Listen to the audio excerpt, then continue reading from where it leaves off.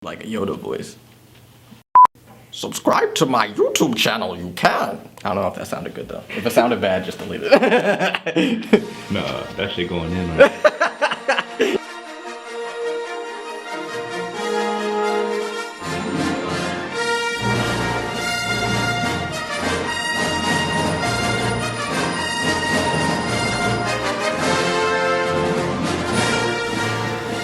What's up, YouTubers, YouTube subscribers, Snapchatters, Twitter users, Instagram users? It's David Upgraded here for you today, and I'm here to review Star Wars: Force Awakens. Now I understand I'm a few weeks late on this review, but better late than never. Now, J.J. Abrams. J.J. Abrams did an amazing job in this movie. Everyone was kind of skeptical at first because he was a new director taking on such a big franchise like Star Wars, but I absolutely think he did a phenomenal job. I don't care what anyone says, he did a phenomenal job. I can't wait to see Clover 10 Field Lane, Clover 10 F that. Cloverfield Part 2. That's it. So now, here's just a synopsis of the movie. Star Wars Episode 6 happened, Return of the Jedi. You know what happened with that. The Galactic Empire was abolished, or not even abolished, but taken down.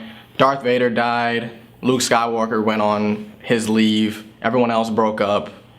The Sith was killed. You get the point. I don't need to explain this to you. You can look up the synopsis yourself. So Episode 7 takes place 30 years after Episode 6. So we have new antagonists. We have the First Order and the main antagonist, who is Kylo Ren. We're also given John Boyega, who plays Finn, which is a stormtrooper who leaves the First Order. We also have Rey, and she is a Jedi. Now, I don't want to reveal too much about the movie as far as their relationship or who Rey is related to, because that'd probably ruin the whole movie for you.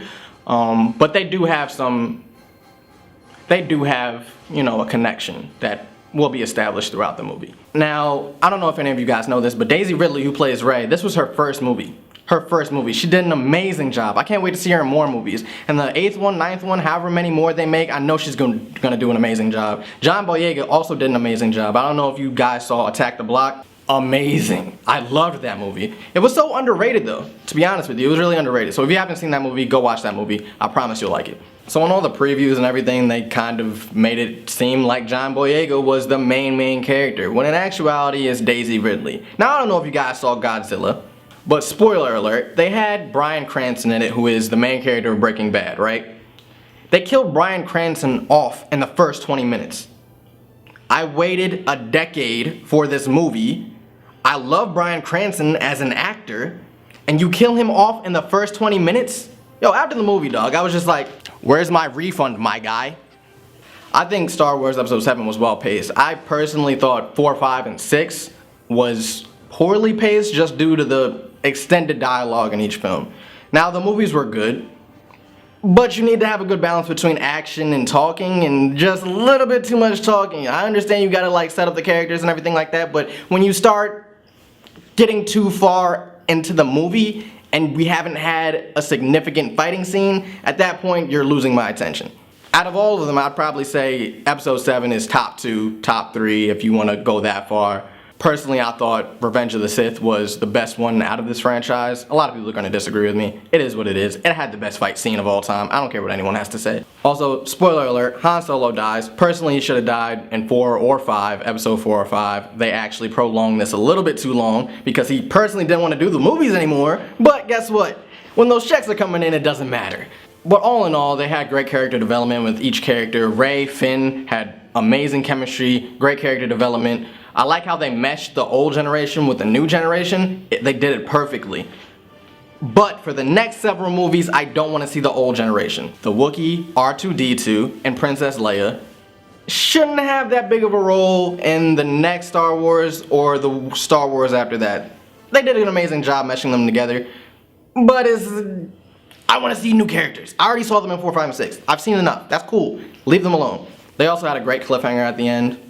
I'm not going to reveal it. I don't want to ruin the movie. But trust me, it's a good cliffhanger. But that's all I have to say about Star Wars Force Awakens. Like, comment, subscribe. Hit me up on all social media, Twitter, Instagram, Snapchat, all that good stuff.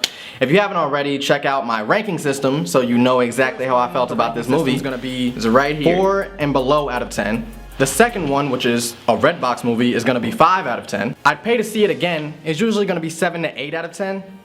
But coming up next, I'm doing a review for The Revenant, so stay tuned. 11 out of 10. I don't care. Whatever. So that's my. Subscribe to my YouTube channel, you can. I don't know if that sounds like Yoda though.